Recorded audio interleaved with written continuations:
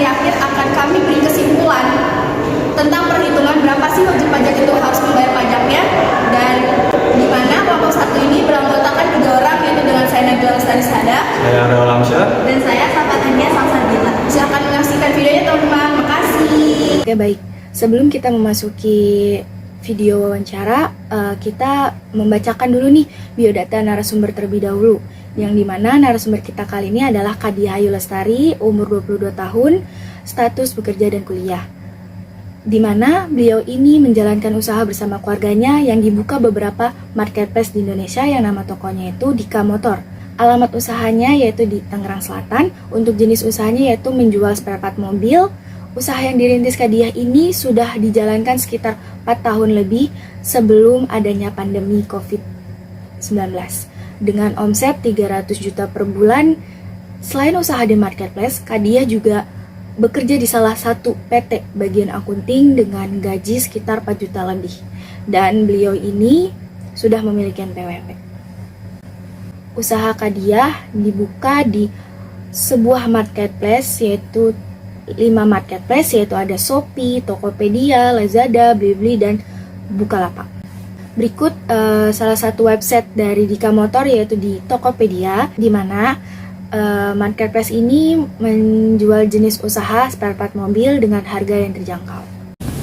Assalamualaikum warahmatullahi wabarakatuh. Sebelumnya perkenalkan, nama saya Safatania Salsabila. Di sini saya sudah bersama narasumber kita, seorang wajib pajak yang memiliki usaha. Mohon bantuannya ya Kak untuk memenuhi tugas mata kuliah perpajakan. Oke. Perkenalkan, nama saya Dia Ayu Lestari. Usaha saya, asli bukan usaha saya sih, usaha keluarga. Itu jenisnya spare part mobil ya, jadi kita jualannya di marketplace. Sebelumnya kalau boleh tahu, jualan di marketplace tersebut, usaha kakak itu dirintis sejak kapan? Kalau dirintis tuh pertama sama kakak saya sendiri, itu sekitar 4 tahun ke belakang. Jadi sebelum pandemi itu udah mulai dirintis dan berkembang sih, alhamdulillah sampai sekarang masih jalan. Alhamdulillah. Selain jualan di marketplace tersebut, apakah kakak sendiri punya toko di rumah? Kalau toko offline berarti ya? Iya, toko. Itu kita belum ada, tapi kita barangnya ada di rumah. Jadi kita usahanya ya emang dari rumah dan nggak ngebuka offline, cuman khusus online aja.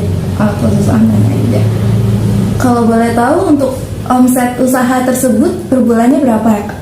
Kalau per bulan kan, kalau itu nggak pasti ya, tapi sih kisaran 150 sampai 200 jutaan satu marketplace. Kalau sendiri kita beberapa ya tinggal dikalikan aja, karena kan kita bukanya di Tokopedia, Shopee gitu kan. Cuman kan beda-beda juga sih. Cuman kalau dihitung bersih ya 200 ke atas lah, 300an bisa.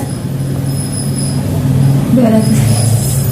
Kalau untuk penjualan di marketplace tersebut, apakah dikenakan pajak apa tidak gitu Kak? Kayak ada pajaknya sendiri? Kalau pajak sih nggak ada ya, paling biaya admin. Tapi sama aja sih, kitanya dipotong.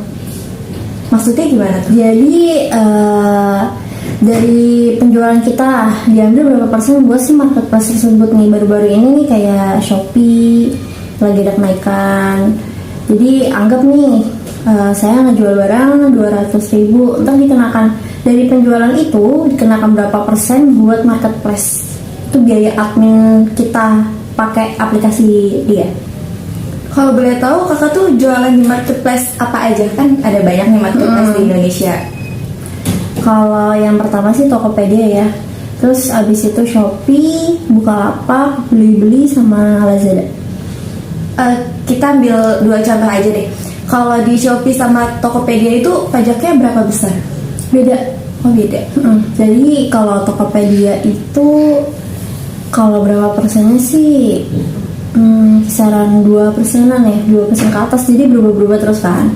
Tapi kalau Shopee baru-baru ini nih, mulai tahun 2023 ini naik drastis banget. Jadi dia menaik 2 biaya. Kalau misalnya di Tokopedia kan memang satu biaya yang di akhir gitu kan dipotongnya. Nah kalau misalnya si Shopee ini dikenain 2 biaya karena toko saya pakai gratis ongkir. Jadi kita kena biaya gratis ongkir sama biaya barang. Dan satu biaya itu dikenakan 4%. Jadinya kita lagi muter otak sih biar gimana masih dapat untung dari si biaya itu. Karena kan lumayan ya, jatuhnya 8% satu penjualan. 4% dari biaya ongkir kita yang nanggung, 4% dari biaya barangnya kita yang nanggung juga. Lumayan besar ya untuk Shopee sendiri gitu. Iya betul, makanya kalau dibanding Tokopedia sih jauh sih. Iya. Lalu kalau untuk pembayaran pajaknya gitu ada alurnya gitu nggak sih Kak? Kayak cara-cara gimana gitu? Kalau marketplace sih kalau di kita nggak ada ya, karena kita cuma kena biaya aja. Cuman paling kalau pajak itu dari si pihak Tokopedia sendiri, dia kenain pajak karena kan dia PT. Kalau kita sih dari nggak ada, paling kita kenain biaya itu aja. Kalau online ini berlaku buat marketplace online ya. Selain usaha marketplace tersebut, apa Kakak sendiri ada pekerjaan lain di luar usaha keluarga Kakak? Ada, karena kan jadi saya itu sebelumnya pegawai karyawan swasta biasa. Karena usaha ini tuh sebelum saya bantu itu diurus sama kakak saya semua, kakak saya sama suaminya berdua. Jadinya sama kakak iparnya sih. Jadi saya nggak bantu. Jadi saya kerja di perusahaan PT swasta biasa lah gitu.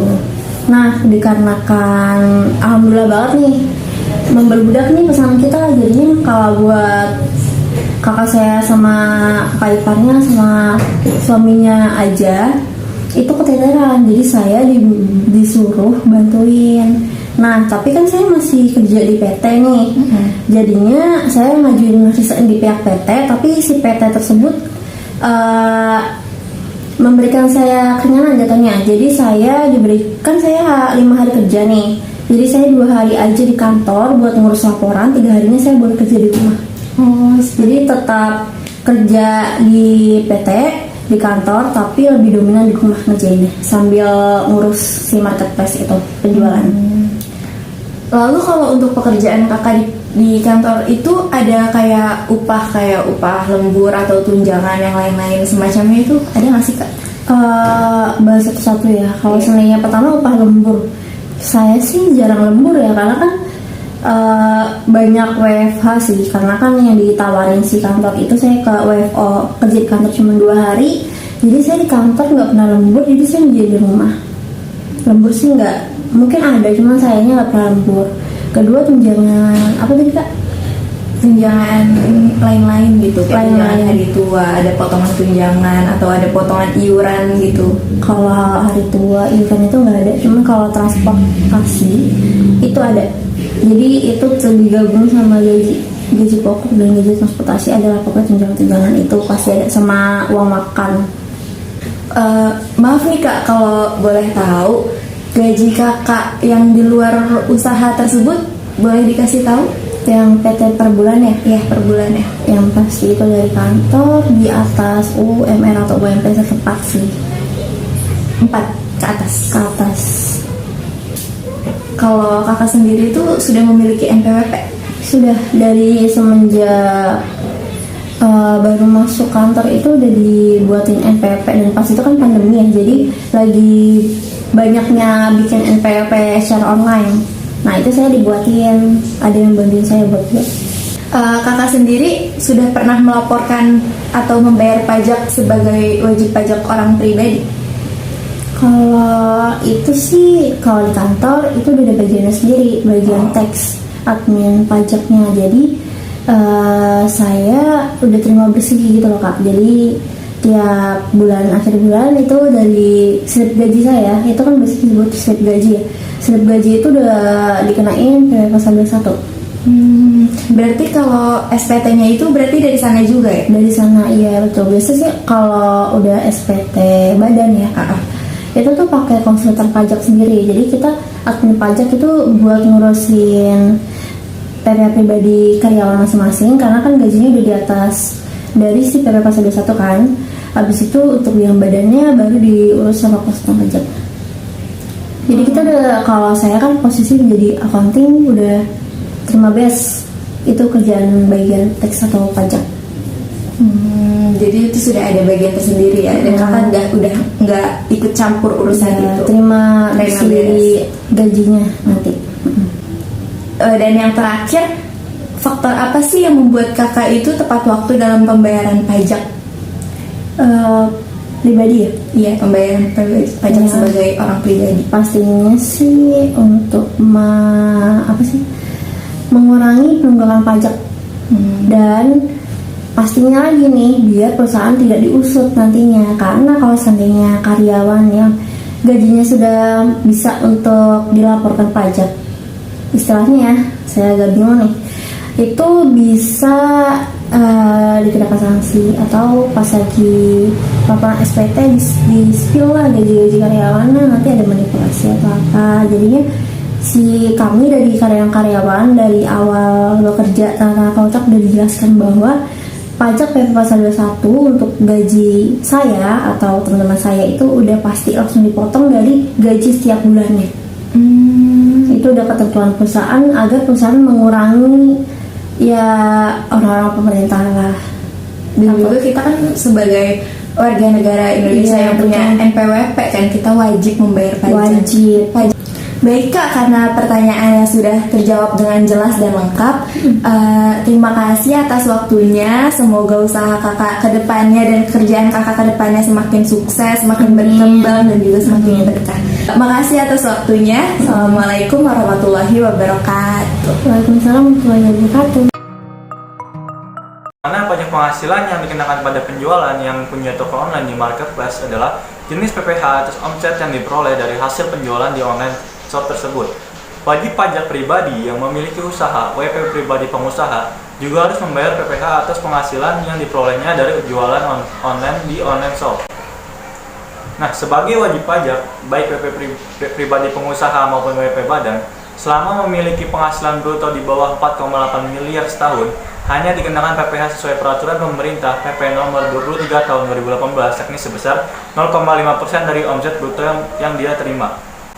Nah, di mana kakak dia merupakan owner dari all shop yang menjual spare part mobil, dirintis sejak 4 tahun oleh keluarganya dengan omset per bulan sekitar 300 juta dan dikenai biaya admin berupa potongan dan biaya-biaya dari penjualan di marketplace tersebut, karena di penjualan online dikenai biaya admin dari marketplace tersebut gitu teman-teman.